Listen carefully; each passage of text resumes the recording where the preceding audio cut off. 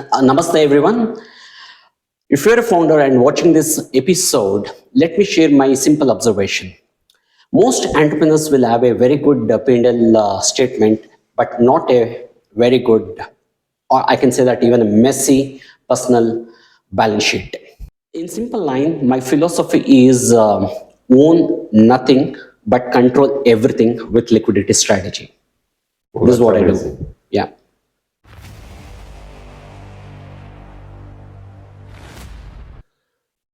Hi, this is Mahendran Subramanian, the founder of Business Edna 365.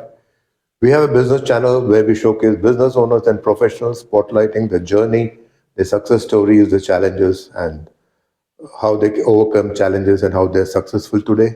So today we have Dr. Sandeep and Shetty is a family wealth architect and a group CFO for business families. He works closely with leading promoters family across Bangalore, pan-India and across borders. Full-time author, honorary doctorate recipient and 40 under 40 honoree. He helps families beyond wealth creation to wealth preservation, building legacy structure that stands strong against tax, disputes and time. So let's hear it from him. Welcome, Sandeep. How are you?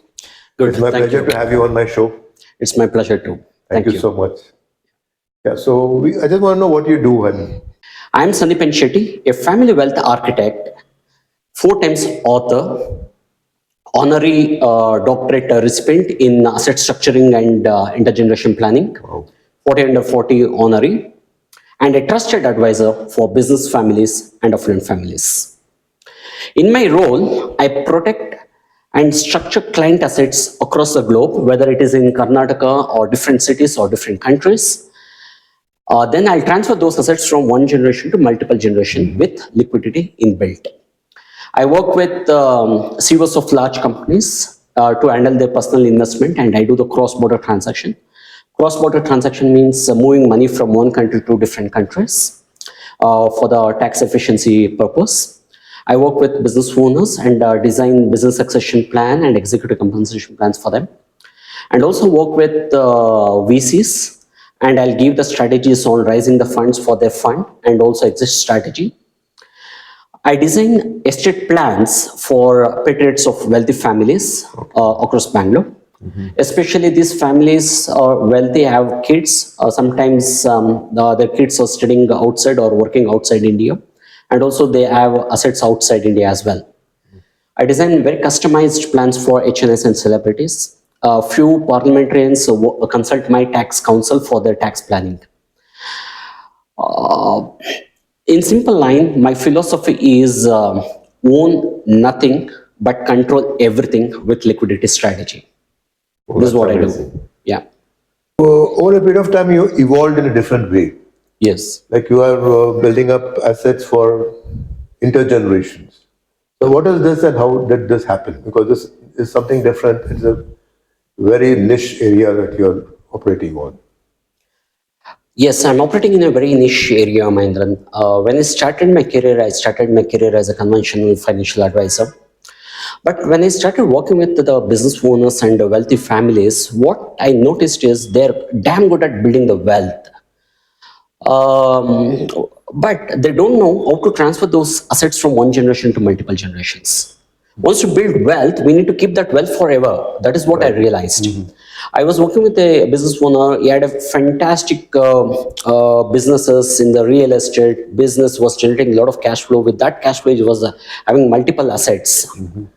One day, he got a bedridden, and within 13 days, he was no more. And I thought he was doing good. When I stepped into that family, I came to know that multiple assets was in his personal name, and there was no clear documentation on where he has kept the documents, in whose name it is there, and there was no structure at all. That time I decided I need to help my clients much further than what conventional financial advisors do. What I understood is business owners are builders. They build very good everything, but they're not the preparers when it comes to their own wealth. They don't prepare their heirs to how to handle the wealth properly. That single thought triggered my mindset. And then onwards, I started specializing in this field. Now I build structures with one question. With first, I'll start with one question. So, if, for example, you are the business owner, you have multiple properties, multiple businesses. What will happen to your assets and to your family? You are no more tomorrow. What will happen to those? With that, It's a serious thing, actually. yes, my question starts from there and ends with a clear clarity, control, and continuity for their family and their assets. So, what I understand is you build a structured way of multiple generation. Yes, I build a security around their wealth, Wealth. and then transfer those wealth from one generation to multiple generations. I generally call it as a four C's. For any HNIs, there are only four C concerns are there. The first C is how can I consolidate my assets? Okay. It is scattered across many ways, dice and slices. And how can I get a control over all my wealth? Third one is how can I build a confidentiality? And how can I ensure the fourth C is continuous flow of assets? How can I ensure my assets will flow across multiple generations? Interesting, your four C's. Yes. Okay. So, for how many years you've been doing this? Like I've been doing this for last 7 years. 7 years. Wow. Yeah. And I'm mentor to a global mentors. Okay. I frequently go to the Dubai, Singapore, Hong Kong for my studies and also to set up a companies and trust outside India. Wow, that's amazing. You're too young for you look too young for all this. Yeah, all this started because we ourselves, I born and brought up in the business community family. Me, my brother, my partner's wealth, I need to take care. So that prompted me to get specialized in this. Wow, that's amazing. Interesting story. Yeah. Interesting to know that. So you're dealing with a lot of HNI clients, right? Yes. So what are the two, three mistakes this business owners normally do? I've seen not just in the HNS, even to the small business and emerging business families as well. The first mistake is they mix their personal finance and business finance. Most of the time, the business, personal finance, everything put together in the same entity or in the same name. Basket. When the good times, everything is okay. Yes. But when the tax notice comes, some dispute happens, some litigation happens, then they're in the soup. So first mistake is that mistake is keep your personal finance separate and business finance separate. And the second one is no written script. They feel that my family or everyone is in the synchronized and all the non-written rules are understood by the family members. What I say to them is those rules are not in the memory once you are not there. Everything should be in the structured written manner.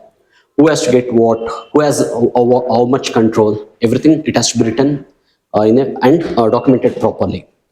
And the third mistake, what I see in the founders' families is they always chase the returns, not the control and liquidity. Sometimes they don't understand that higher the risk is equal to higher the returns. Right. But they want higher the returns with lower the risk. That is not possible. We need to build the structure for the liquidity so that whenever they get an opportunity, they can utilize those funds, even though that fund doesn't generate more returns. So what I say to the business families is don't chase the returns, chase the structure, because returns may come down or even give the negative returns, but not the structure. Okay. Well said. Well said. Yeah. So you always talk about legacy flow and liquidity ladder. Can you explain and give us any success story on that? Earlier, I used to talk about products. People used to get confused. So I came up with my own frameworks. In that, these two are few of them. Legacy flow means it has three stages. One is wealth creation, then wealth production, and wealth transfer to the next generation. When it comes to wealth creation, business families are very good. They know how to build the wealth. But when it comes to the transferring those assets from one generation to the next generation, they may not be knowing how exactly they need to do it. And also when it comes to the wealth protection. So legacy flow is a combination of wealth creation, wealth protection, and wealth transfer to the next generation. This is what I call it as a legacy flow. When these three things are strong, the flow happens smoothly across multiple generations, the wealth.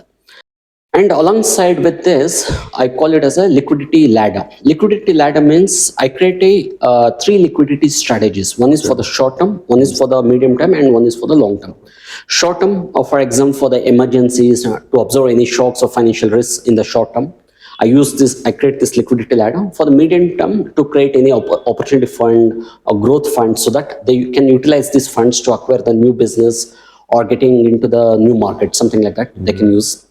And long-term liquidity ladder I build so that it gives the security to their spouse and for their retirement, and also something they can create meaningfully to via charity activities.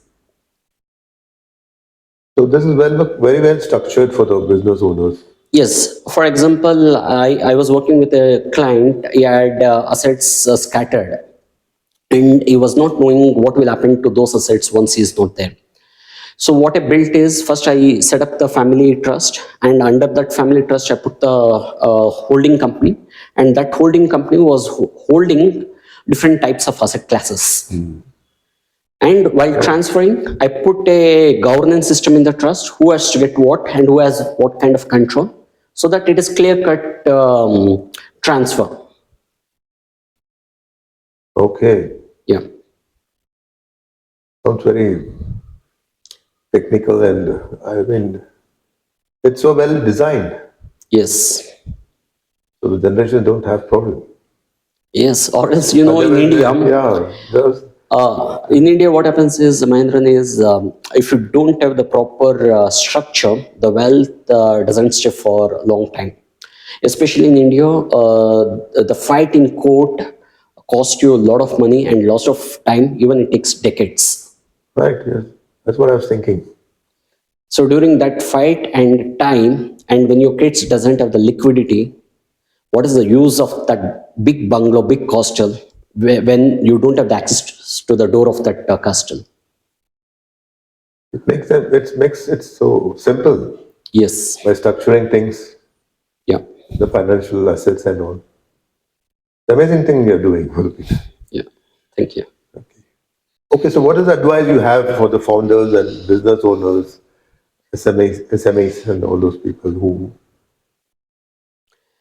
If founders who are watching this, whatever I'm saying makes little sense to you, I'll ask you to spend some time with your spouse, take her to a long drive, sit in a quiet place, and make three things. First thing is create a family tree. Overall, there in your family, who is dependent on whom? Make a list. Second one is make a inventory of all your assets and liability, including your digital assets like who is having the phone number, your social accounts, email ID, and who has to own those digital assets once you're not there. Make a list of all the assets and liabilities.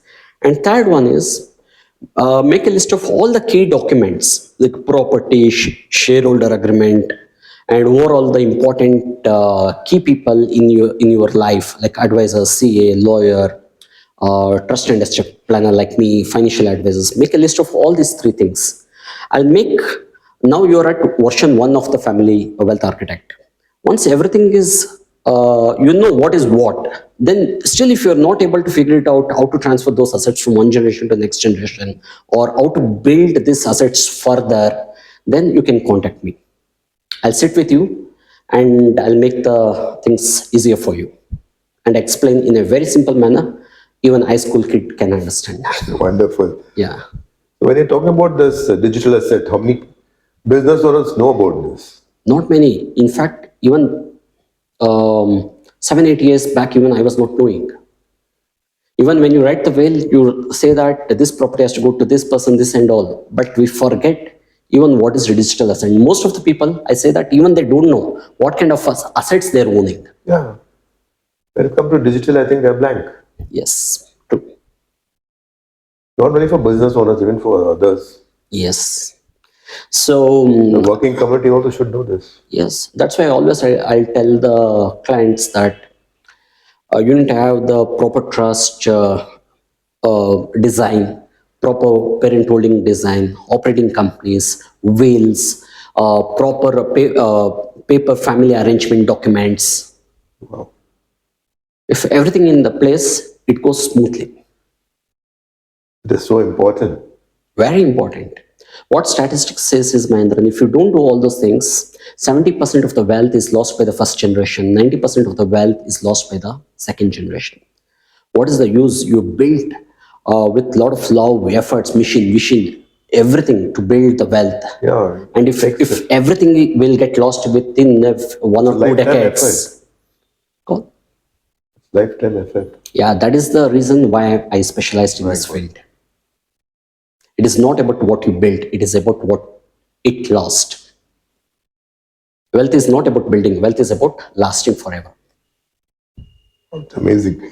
I'm really shocked because you're doing such a wonderful job. I'm not just talking about your professional thing, it's your profession. Yes. But apart from that, you're giving so much of knowledge and support to these people who have a lot of wealth. Yes. Sandeep, finally, I want to know, why do you emphasize more on liquidity? Wow, a very good, interesting question, Mahendran. If you see a tree, what is more important, tree or the roots? Which is more important? Roots. Bingo, perfect. Why? Because that's the foundation, basic foundation of the tree. Correct. If I cut at the top of the tree, if fruits are still there, that nourishes the tree, so that tree would regrow, branches would regrow and start bearing the fruits. Yes. If I cut off the roots, what will happen? The entire tree falls down. Falls down. Whether it is a tallest, mightiest, it strongest, can't grow back. It will eventually it will fall down. It cannot regrow. Correct. And it will fall down eventually. In the financial terms, I call tree as assets, roots as income. The strength of the tree is determined by the roots. The same way, the strength of the assets are determined by the income. Okay. In your business, if income fails, what will happen? Business has to fall. Yeah, of course. Correct? So that is the power of income, liquidity. Are we working for income or asset? Any business owner, it is for the income. Income, yes. Is your employee working for the income or asset? Income. Income. Is government working for the income or asset? It's income. That is through taxes. Yes. So like this, entire economy is working on only one variable, that is called income. That is the power of income. All the advisors in the market, they focus only on the tree, that is asset. They forget the real strength to the asset comes through the roots, that is income. So I specialized in cash flow or income based wealth management, so that tree stays there forever, for a long time. Wow. Very beautifully explained. Yeah. Interesting. Yeah. Thank you. I'll share my knowledge via blogs on my website. I frequently write articles on the FKCCA magazines, on the LinkedIn post. Your viewers can connect with me on various social media and get in touch if it makes sense to them. So that was wonderful. Yeah, it's such a beautiful knowledge you shared, which was helpful for our generation to come, multi-generation. So thank you so much, Sandeep. It was a lovely. Thank you. Thank you so much, Mahendra. It was a pleasure, and thanks for giving me your time at a short notice. Thank you. It was a pleasure. Thank you so much. Thank you. Thank you.